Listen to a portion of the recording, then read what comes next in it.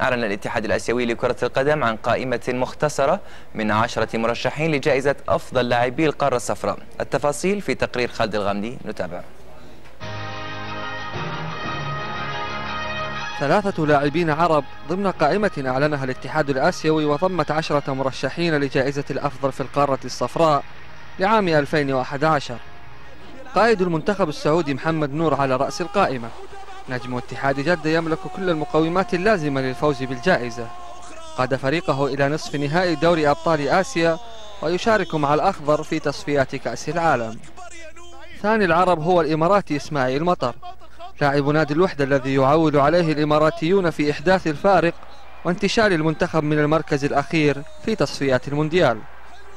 الثالث هو البحريني إسماعيل عبد اللطيف، المهاجم الذي تألق في نهائيات كأس آسيا الأخيرة وقاد بلاده إلى لقبها الأول مؤخرا في دورة الألعاب الخليجية.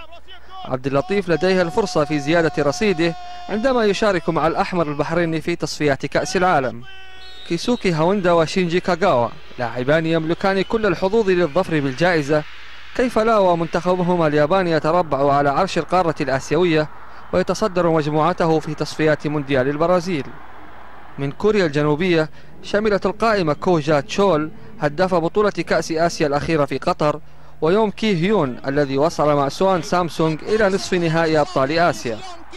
مع تطور المنتخب الإيراني كان من غير المعقول أن تغفل القائمة أسماء مثل هادي عقيلي وأندرانيك تيموريان.